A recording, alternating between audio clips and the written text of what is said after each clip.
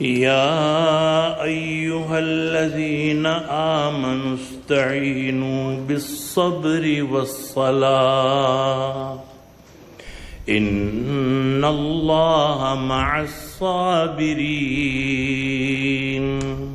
As New Zealand grieved, the government began to take immediate action, vowing to put a ban on all semi-automatic guns in New Zealand. I can tell you one thing right now. Our gun laws will change. And that's what the government did. In short, every semi-automatic weapon used in the terrorist attack on Friday will be banned in this country. On the same day as this announcement, 6 days on from the mass shooting, the first burials of the victims took place at Memorial Park Cemetery in Linwood. Their heads turned forever to face Mecca, just as they had at Friday prayers on March 15. It is very, very important to note that the families and community organisers are comfortable with us in the media being here, and we are ensuring they control the situation. They are very keen to make this an educational and inclusive process for New Zealanders. What has happened prior to this event for many is that the bodies of their loved ones have been washed by volunteers and family members 3 times. This purification process is called the ghusl. They are then wrapped in linen in preparation for burial. The more we understand one another, the less the misunderstanding will be. Because from misunderstanding, fear comes, suspicion comes, and sometimes hate comes.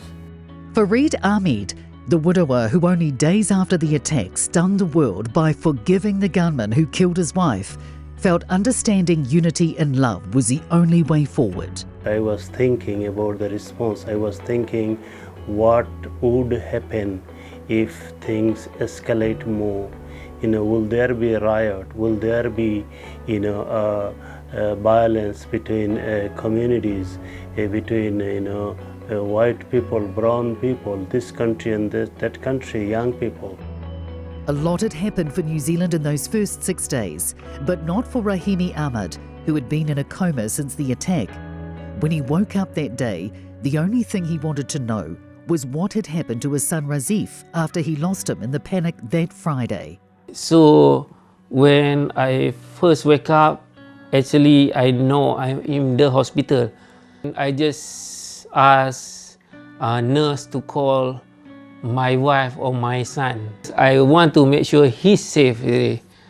So when they bring my son all that time, I feel, oh, okay, he's fine, okay. What his story to me is, he just ran out from the door that we entered, and then somebody helped him to grab him to the wall, and then somebody take him from the wall, and then after that, that guy just pushed him to run.